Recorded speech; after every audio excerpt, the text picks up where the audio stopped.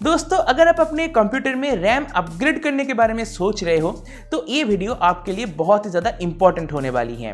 इस वीडियो में मैं आपको बताऊंगा कि किस तरीके से आप अपने कंप्यूटर के लिए सही रैम चूज कर सकते हो और उसको किस तरीके से लगा सकते हो, और लगाने के बाद मैं आपको ये भी बताऊंगा कि कैसे आप चेक कर पाओगे कि आपका सिस्टम प्रॉपर्ली स्टेबल है या फिर नहीं है। तो चलिए दोस्तों, आज की इस वीडियो को शुरू करते हैं। देखिए दोस्तों, रैम अपग्रेड करना एक बहुत ही वाइटल टास्क है। अगर आप कोई भी गड़बड़ करते हो तो आपके सिस्टम में कॉन्फर्म स्टेबिलिटी की इशू आएगी, मतलब आपका सिस्टम बंद हो जाएगा अचानक से, या फिर BSOD की प्रॉब्लम यानी कि ब्लू स्क्रीन ऑफ डेथ की प्रॉब्लम देखने को मिल सकती है, या फिर बहुत बार आपको अपने डिस्प्ले के ऊपर कुछ ऐसे टेक्सचर्स भी देखने को मिल सकती हैं। साथ ही डिफरेंट आर्टिफैक्ट्स या फिर ऑब्जेक्ट फ्लिकरिंग की इशू भी आ सकती हैं। तो ऐसा कोई दिक्कत ना हो, इसीलिए आपको कुछ स्टेप्स है जिनको फॉलो करना पड़ेगा। इनमें से सबसे पहला आता है, आपको ये चेक करना है कि आपके सिस्टम में जो मदरबोर्ड लगा हुआ है वो मदरबोर्ड कौन से मेमोरी को सपोर्ट करता है, मतलब कि वो DDR2 को सपोर्ट करता है, DDR3 को सपोर्ट करता है या फिर DDR4 को सपोर्ट करता है। अगर आपके कंप्यूटर की मदरबोर्ड में DDR2 रैम की सपोर्ट है तो उसमें सिर्फ DDR2 रैम ही आप इंस्टॉल कर सकते हो, उसमें DDR3 या फिर DDR4 रैम नहीं घुसेगा। सेम होगा अगर DDR3 है तब भी, अगर DDR4 है तब भी। Basically DDR2, DDR3, DDR4, DDR5 ये एक दूसरे के साथ इंटरचेंजेबल नहीं है। आप एक स्लॉट में दूसरे टाइप की मेमोरी को नहीं घुसा सकते। और आपके कंप्यूटर में जो मदरबोर्ड लगी हुई है वो कौन से मेमोरी टाइप को सपोर्ट करता है वो उसके रैम स्लॉट्स के बाजू में लिखा हुआ होता है। अगर लिखा ना हो तो आपको उस मदरबोर्ड की स्पेक्स में या फिर जो एग्जिस्टिंग रैम लगी हुई है उसकी लेवल पे इस बात की मेंशन रहेगी। नेक्स्ट आपको ये चेक करना है कि जिस सिस्टम में आप रैम अपग्रेड करने जा रहे हो उसमें जो प्रोसेसर लगा हुआ है वो मैक्सिमम कितने कैपेसिटी की एंड कितने फ्रीक्वेंसी की रैम को सपोर्ट कर सकता है। ये इंफॉर्मेशन आपको उस प्रोसेसर की डेटा शीट से मिल जाएगा। जैसे कि आप मेरे केस में देख सकते हो, मेरे पास इंटेल की कोर i3 540 CPU है।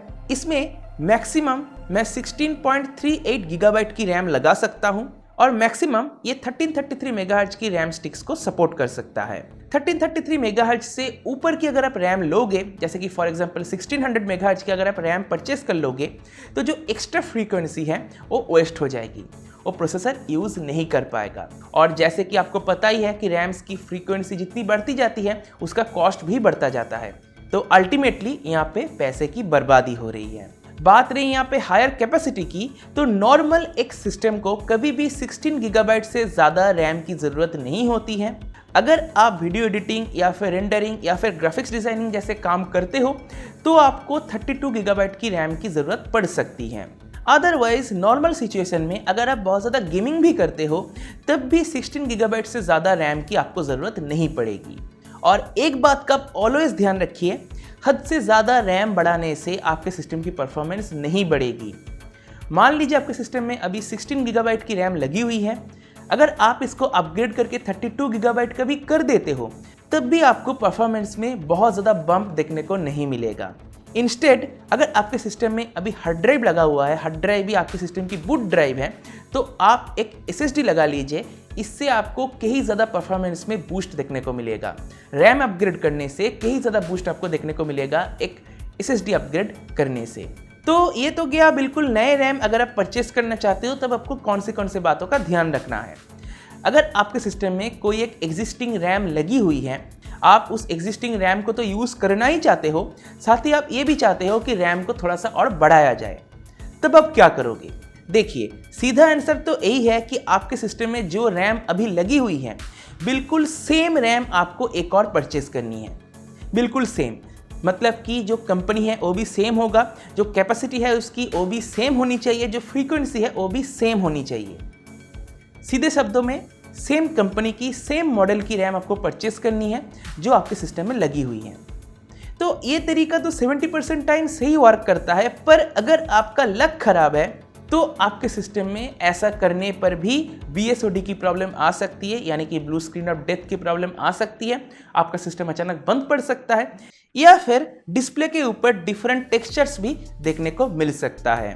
बेसिकली जब हमें मल्टीपल रैम स्टिक्स को लगाना पड़ता है तब रैम किट खरीद लेना ही ज़्यादा बेटर ऑप्शन है, क्योंकि यहाँ पे किट के अंदर जितने भी रैम स्टिक्स अवेलेबल हैं वो सारे के सारे एक दूसरे के साथ वर्क करने के लिए कॉम्पेटेबल हैं। उनको प्रॉपरली टेस्ट किया जाता है और वेरीफाई किया जाता है कि हाँ, ये सारे के सारे जितने भी रैम स्टिक्स हैं ये एक दूसरे के साथ प्रॉपरली काम करेगा। यहाँ पे एक और सिनेरियो बन सकता है कि आपके सिस्टम में जो रैम स्टिक अभी लगी हुई है, अगर सेम कंपनी की रैम आपको ना मिले तो आप क्या करोगे। देखिए, इस दौरान सबसे अच्छा ऑप्शन यही है कि आप किसी और कंपनी की रैम परचेस कर लीजिए, पर जो फ्रीक्वेंसी है, रैम की जो फ्रीक्वेंसी है और रैम की जो कैपेसिटी है वो सब कुछ सेम होना चाहिए। इसके बाद आप ट्राई करके देख सकते हो कि दोनों रैम एक दूसरे के साथ कंफर्टेबल है या फिर नहीं। इसके लिए डिफरेंट टेस्ट भी आपको करना पड़ेगा, वो मैं आपको बाद में बताता हूँ। चलिए अब मैं आपको दिखा देता हूँ कि रैम स्टिक के ऊपर कहाँ पे कैपेसिटी और जो फ्रीक्वेंसीज वगैरह है वो कहाँ पे लिखा हुआ रहता है। इसके लिए आपको अपने कंप्यूटर को खोलना पड़ेगा। तो सबसे पहले हम पावर एंड पेरिफेरल्स को डिस्कनेक्ट कर देंगे, उसके बाद साइड पैनल को निकालेंगे। अब हम रैम स्टिक को फ्री करने के लिए इन दो क्लिप्स को हटा देंगे। उसके बाद रैम को आराम से कुछ इस तरीके से उठा लेंगे। आप रैम स्टिक के ऊपर लेबल देखिए, यहाँ पे फ्रीक्वेंसी लिखी गई है और यहाँ पे कैपेसिटी लिखी हुई है और मैन्युफैक्चरर का नाम भी आप देख सकते हो। अब जैसा कि मैंने आपको बताया कि आपके सिस्टम में जो रैम लगी हुई है, अगर आपको उसी रैम को यूज़ करना है तो आपको सेम कैपेसिटी की, सेम कंपनी की एक और स्टिक परचेस करनी होगी। अगर सेम कंपनी की ना मिले तो जैसे कि मैंने आपको बताया है पहले ही, सेम फ्रीक्वेंसी की और सेम कैपेसिटी की एक स्टिक आप परचेस करके ट्राई कर सकते हो। इसके बाद आपको रैम स्टिक्स को इंस्टॉल करनी है। मैं यहाँ पे just for the demonstration purpose और भी अच्छे तरीके से सब कुछ दिखाने के लिए मदरबोर्ड को भी कैबिनेट से बाहर निकाल दिया है। पहले आप इस नॉच को अलाइन कर लीजिए, उसके बाद रैम स्टिक को स्लॉट में डाल दीजिए। देन इसकी एक साइड को प्रेस कीजिए, एक लॉक लग जाएगी। उसके बाद दूसरे साइड को प्रेस कीजिए, दूसरा लॉक भी लग जाएगा। अब आप कैबिनेट को बंद कर दीजिए, पावर एंड पेरिफेरल्स को कनेक्ट कर दीजिए। बस काम हो गया। अब बारी आती है टेस्ट करने की। आपने जो नया रैम स्टिक लगाया है, क्या उसकी वजह से स्टेबिलिटी में कोई प्रॉब्लम हो रही है या फिर नहीं। देखिए, यहाँ पे चेक करने का सबसे आसान तरीका तो यही है कि आप कुछ गेम्स को खेल के देख लीजिए। पर अगर आप एक प्रॉपर ओए चाहते हो तो मैं आपको रेकमेंड करूंगा कि आप ये दो बेंचमार्किंग सॉफ्टवेयर्स को डाउनलोड कर लीजिए। सबसे पहला है पीसी मार्क और दूसरा आता है हमारा सिनीबेंच। दोनों ही सॉफ्टवेयर्स आपके कंप्यूटर को स्ट्रेस टेस्ट करेगा, जिससे अगर कोई इशू रहती है तो आपको इमीडिएटली दिख जाएगा। मे बी बेंचमार्किंग के टाइम पे आपका कंप्यूटर बंद हो जाएगा, या फिर जैसा कि मैंने आपको बताया BSOD की प्रॉब्लम आ सकती है, या फिर स्क्रीन के ऊपर डिफरेंट टेक्सचर्स भी देखने को मिल सकता है। इसके साथ आप हेवन बेंचमार्क का भी यूज़ कर सकते हो, जो basically GPU stress testing tool है, पर इनकम्पेटेबल रैम की वजह से आपको इस बेंचमार्किंग टूल में ऑब्जेक्ट फ्लिकरिंग की प्रॉब्लम देखने को मिल सकती है, जैसे कि मैं आपको एग्जाम्पल में दिखा रहा हूँ।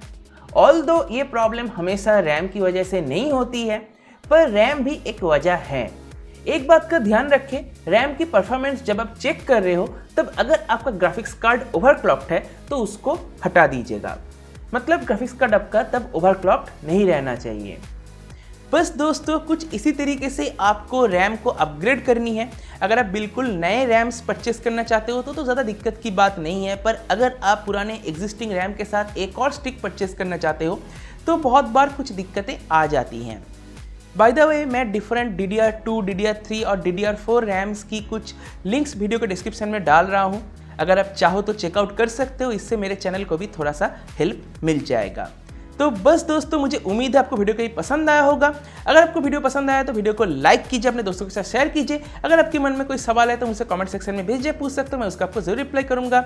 और अगर अपने चैनल को अभी तक सब्सक्राइब नहीं किया तो सब्सक्राइब कर लीजिए। सब्सक्राइब करने के साथ साथ नोटिफिकेशन बेल है, उसको भी जरूर टैप कर दीजिएगा। इससे ये होगा कि जब मैं कोई नई वीडियो अपलोड करूंगा तो नोटिफिकेशन मिल जाएगी। इसी के साथ इस वीडियो को मैं भी समाप्त करता हूँ। देने के लिए दोस्तों आपका बहुत बहुत धन्यवाद। Good bye.